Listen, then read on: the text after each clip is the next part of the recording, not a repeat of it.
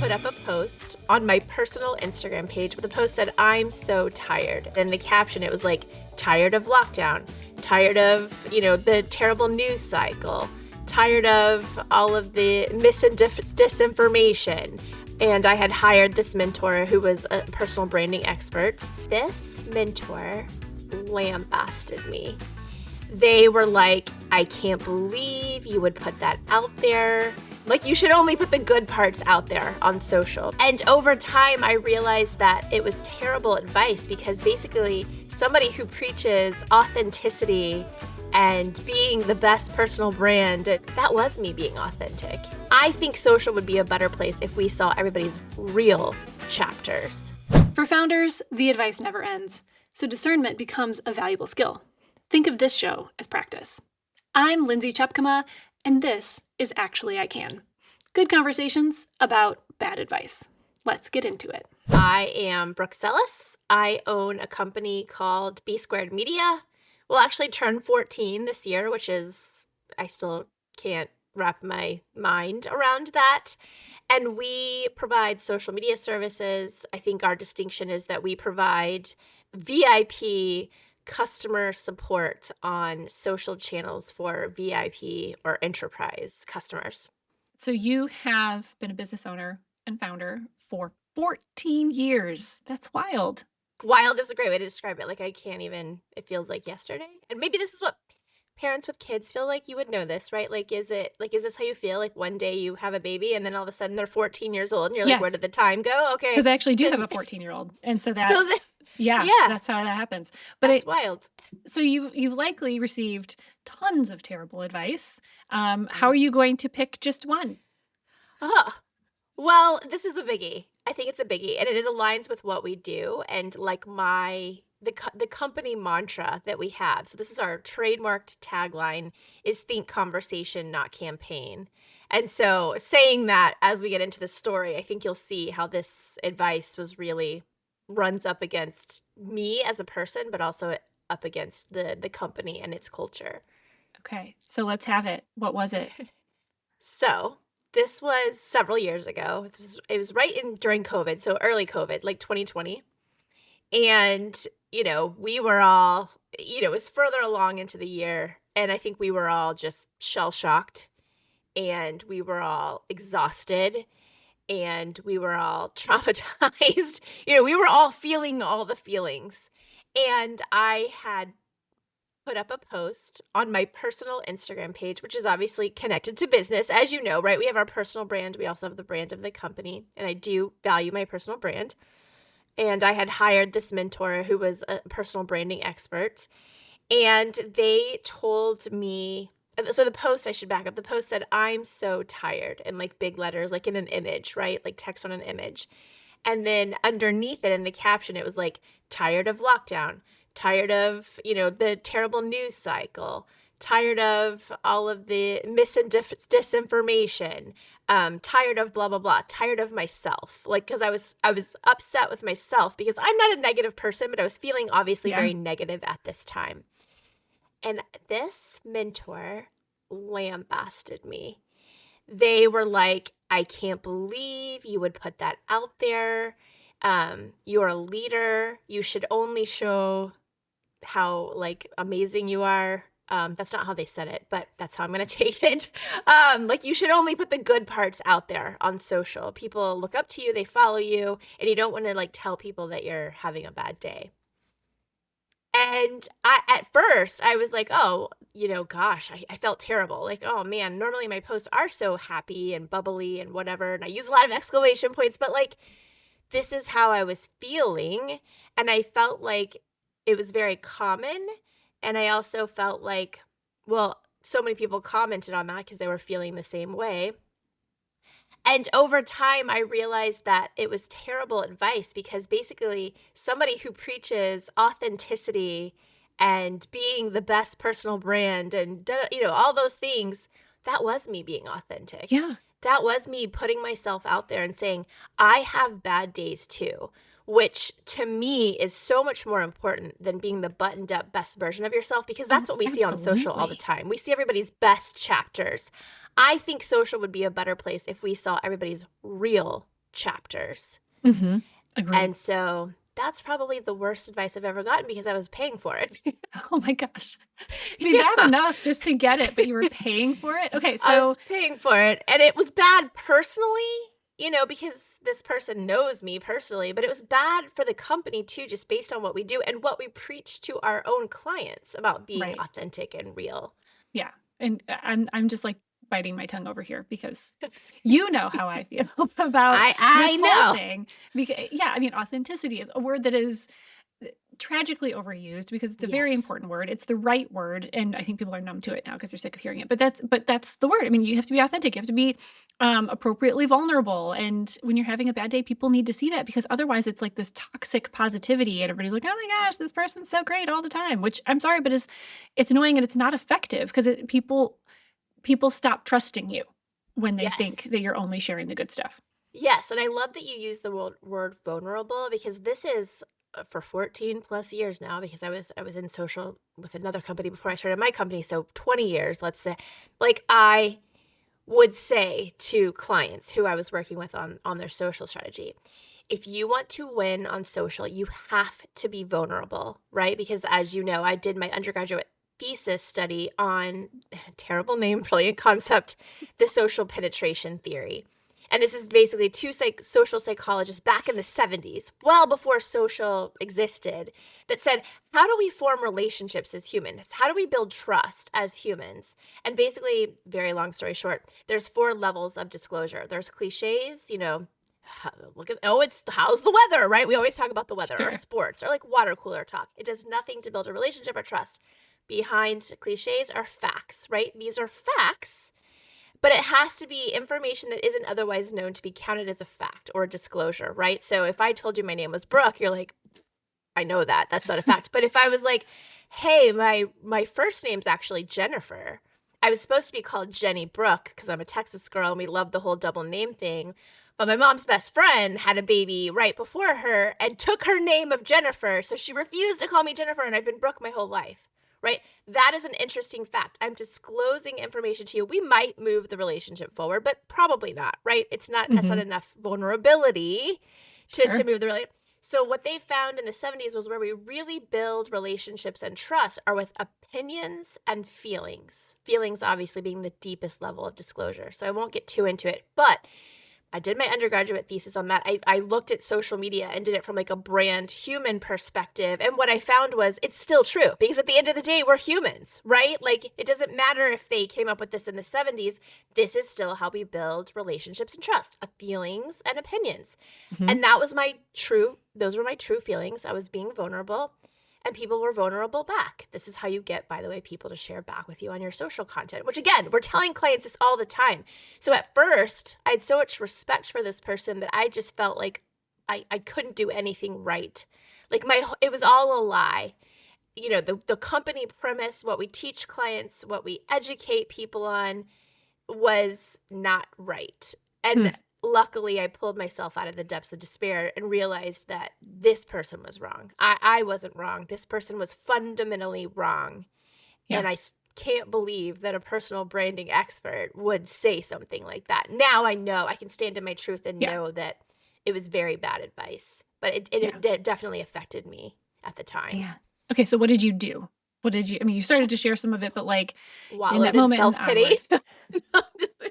Which is important to know. So like that was your reaction, was like, I did everything wrong. Like, not only this post is wrong, but like you said, it's what you do. So it made you second guess everything. Literally.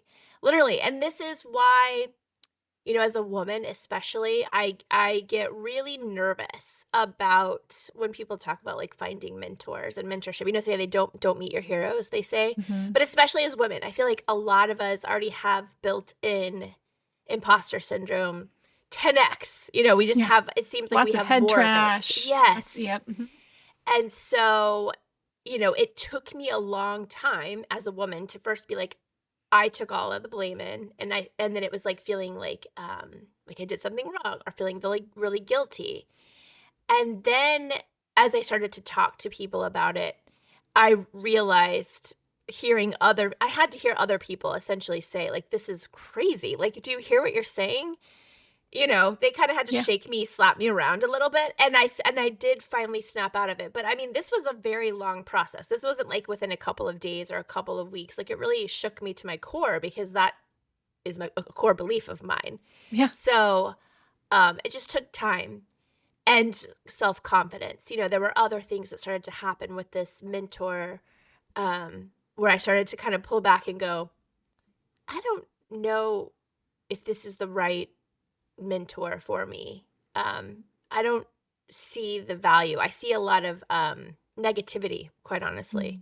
Ironically, how ironic is that? That's also very true. Yeah. I Yeah. mean, yeah. And as you know, I'm just a very like bubbly, real person. Of course, I have bad days. We all do. And now I don't know if you've noticed now with my social media, I talk about them all the time. I put out an email very beginning on LinkedIn in public for everyone, talking about how we were down 8% last year and why that was and what happened and how I felt about it. And I got a lot of response around that as well. Like, I just think, again, social would be a better place if people and brands alike were a little more vulnerable. Because if we want to get to trust and connection, you've got to think about like the psychology behind it. Then you're going to have to be opinionated and share those opinions and know that not everybody will agree, and share feelings. You also have to solicit opinions and feelings. This is what we teach our clients, right? Like,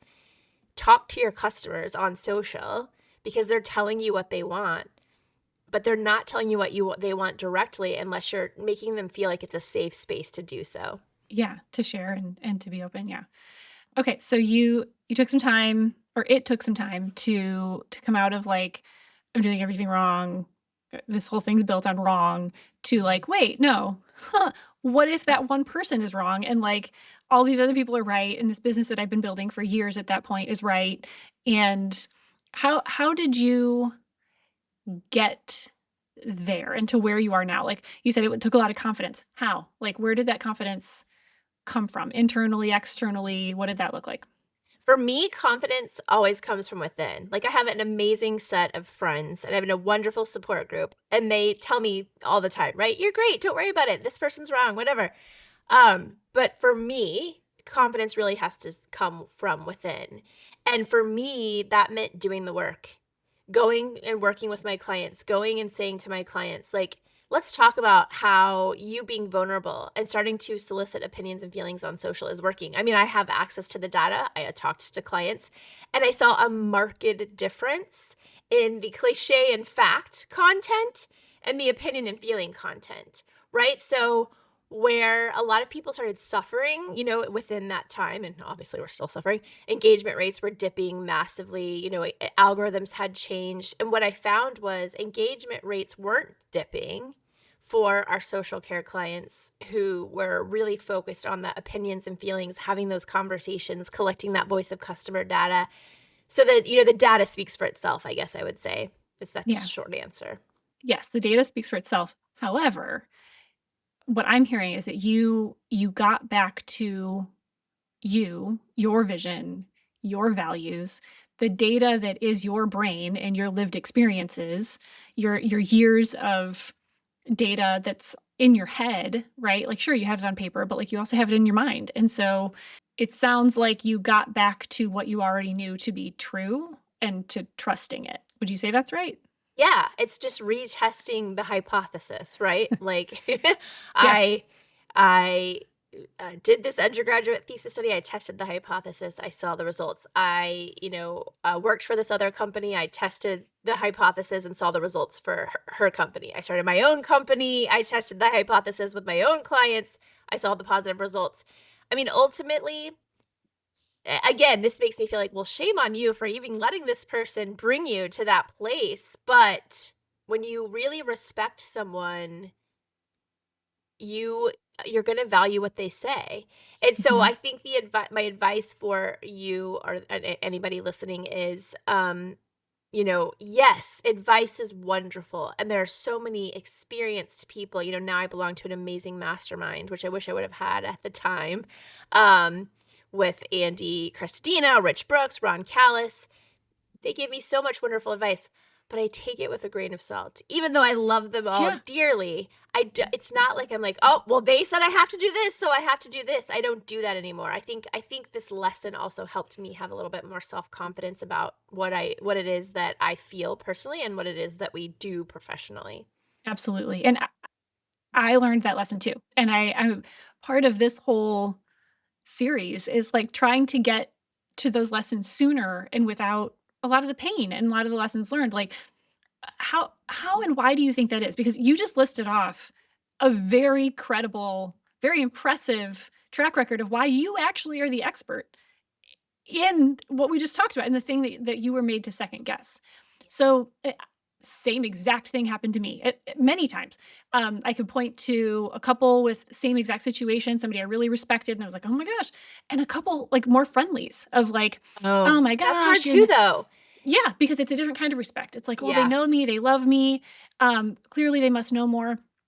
How and so I think it happens a lot. Like this specifically is in the context of founders. How and why do you think we get there? Like you're a founder because you have this passion, this vision, this experience, this expertise, this ability to see something that needs to exist that doesn't. That makes you different and like uniquely positioned to be able to do the thing.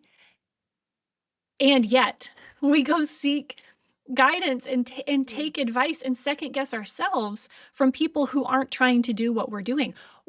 Why do you think that happens? I can only answer from a personal level, but for me, it's like nurture and nature, right? Like it's how I grew up. It's the course of things that happened throughout my life and career. I've always felt like I was the underdog, like trying to like kind of claw my way to a place of respect, I guess. Like people like instead of just patting me into the head and like, oh sweetie, you're so cute. That's another thing this mentor told me, that my strongest attribute was that I was likable. Nothing about like the success that I had with my business. Granted, this was a long time ago, but you know what I mean? Like that is kind of how my life has gone. Like people have always been like, you're so much fun, or you're so likable, or you're so funny. And that's great because yes, Those are all true. I think I'm those things.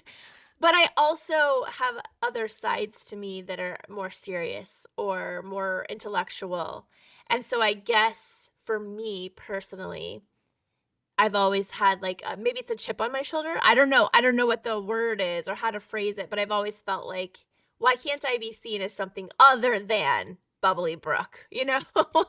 Why can't I be seen as smart Brooke, or Brooke that has a 14-year-old company, or Brooke that's gotten herself to a a 7-figure business without funding. I didn't have any funding. I didn't have any help. I was completely bootstrapped. I don't have a sales team. I'm the only person that did it. I know those things. Maybe I don't share those things enough. I don't know. I don't know how to answer that. I'm failing through this answer. No, I think it's to me it's this, when you're building something that doesn't exist, even if it's very similar to what somebody else is doing or whatever, like when you're making something out of nothing, it's this weird mix as a founder where it's like you have this conviction that you're like, oh, I'm the only one who can do this. This is my thing. But also like no one else has done it before. So you're like, you're constantly like, am I doing it wrong? Am I doing it right? Am I doing it wrong? Am I doing it right? And so you're seeking like external validation, I think quite often from places that have no business giving you that validation. And you said something earlier that I'm going to paraphrase, but like be super careful who you listen to, and discernment is everything. You said you take it with a grain of salt. Like I hope that if I gave you advice, like I like you very much, and I hope that if I gave you advice, you would know that it was coming from your best interests in mind, the best, from the very best place. But it could be wrong. It could be terribly wrong. And just because you you like me doesn't mean you should take my advice. Or just because some really, really well-respected person comes along doesn't mean that their advice is right for you. And that was a huge lesson, huge, like life-changing lesson for me.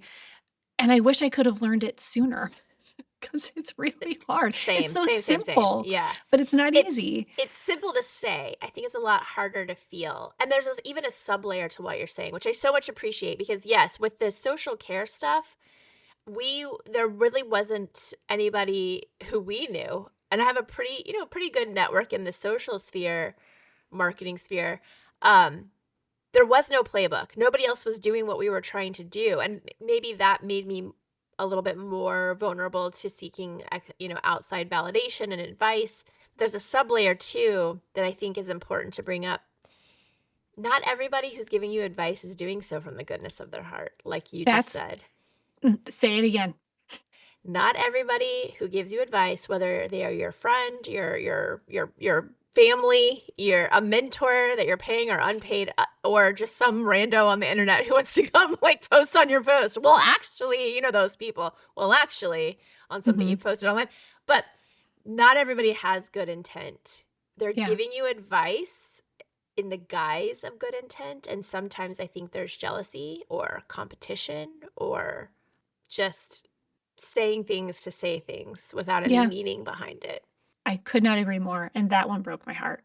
Like having that actual deep realization, you might know it with your head and be like, oh yeah, well that makes sense. But when something like that actually happens to you and you're like, they actually didn't have good intentions for me or for this thing or for this company. Like that one hurts.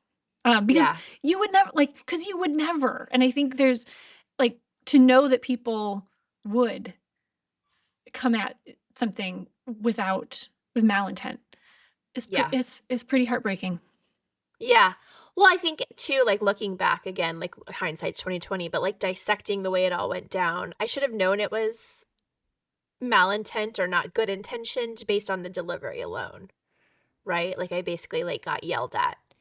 And that was, I think, part of what was so shocking and hurt so much was the delivery, not just the statement, but the delivery and how it was delivered. Okay, so I think you've had this happen. I've had this happen. Everybody. Many times, right? Yeah. And I think the big clear takeaway is not all advice is good advice. Even, not all people who are advice givers should be giving you advice. You shouldn't listen to everybody. How do you get to discernment as a founder or as a leader, even in general? How do you get there? What advice do you have for other founders to help them maybe avoid this situation? So many pieces. I think one is, do your due diligence. And that doesn't always save you. It wouldn't have saved me in this scenario, but start out there, right? Do your due diligence. Who is this person? How long have you known them? How much experience do they have? Have they helped other people? How are they respected and perceived in the, the networking world or in the marketing world or in the social world or whatever, right? I also think surrounding yourself with people who earn your trust, like the mastermind that I just talked about, right? When we first went in there, we were all just kind of earning each other's trust by being vulnerable and talking about things. And the more vulnerable we are with each other, the more we love and trust each other. So I really stand by being vulnerable if you want to earn trust and connection. But I also think, get a second and a third and a fifth and a 10th second opinion, right? Because yes, everybody might have different opinions, and then you have to kind of extract that signal through the noise, which is not easy. But I also like asking people from very diverse backgrounds the same question that I'm curious about. So I'll talk to my mastermind about it. I'll talk to our team about it. I'll talk to my parents about it who have nothing to do with this world but are business savvy, right? I try to get viewpoints from a lot of, it's almost like reading I don't just watch one news source. I like to look at different news sources because there's a lot of different information out there. There's a lot of people giving advice who shouldn't be. It's the same thing. diversify your ask and ask a lot of people, because that will help you understand, like, well, if everybody in those diverse groups is saying, like, this is a great idea, it's probably a great idea. If everybody in those diverse groups are like, this is bad, like, I don't understand why you would do this, as hard as that might be, you might want to take the advice because you've asked different diverse groups of people for this advice. Yep. And I think one thing that you said you did that I would add to it is check in with yourself. Like, actually ask, like, how does this feel? Why does it feel this way?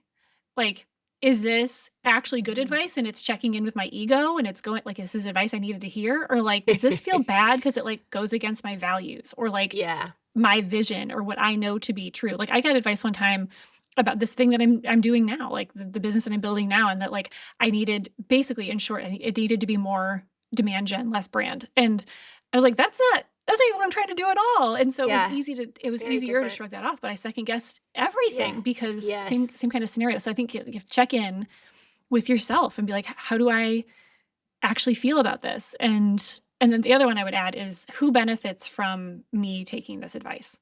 That is great advice. Who benefits? Yes. If I would have asked that question first, I would have had an immediate answer and I wouldn't have had to spend weeks feeling like a jerk. You know? Yeah. It's not always the answer, but it can at least get the wheels turning of like, that's the golden nugget, y'all. Where'd this actually come from? Yeah. Who benefits from this advice? Yeah.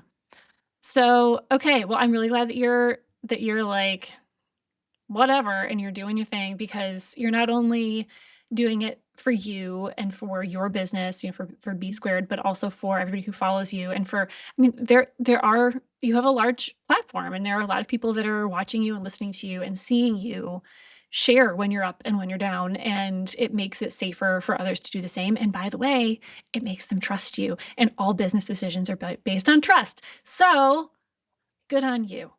I stand by it. Yeah. Authenticity, that word might be overused, but I think if we keep going with the word you use and the word I love to use when we're talking to clients is if you want results, and if those results are not transactional, right? If you want trust, connection, retention, you have to be vulnerable, period. That's how you get there. Exactly. Okay. Anything else you would share or add for founders that are listening? The only other piece of advice I would give is for women like me who are in business. I would say maybe look towards a woman mentor. I might catch some flack for that, but I just think women need to lift each other up. We need to support each other. We're a lot more empathetic to being a woman in business. So I would say if you're looking for a mentor and you're a woman, go for some women mentors, and I reach out if you want. I can recommend a lot of wonderful women mentors. I love it. Thank you so much for being vulnerable here today, Brooke, and always. Thanks for being here, and everybody should go check out B Squared and follow you because you're awesome. Thank you. All right, we'll leave it there. Thanks for joining me for Actually I Can. Don't forget to subscribe on YouTube so you never miss an episode. And look for me over on Substack, where I write for founders every week and actually go a lot deeper on some of these conversations to give you more information about how it all aligns to the Brave framework and the founder's journey. Remember, discernment is a valuable skill. Think of this show as practice. Go do something brave today. Thanks for joining me on Actually I Can. We'll see you next time.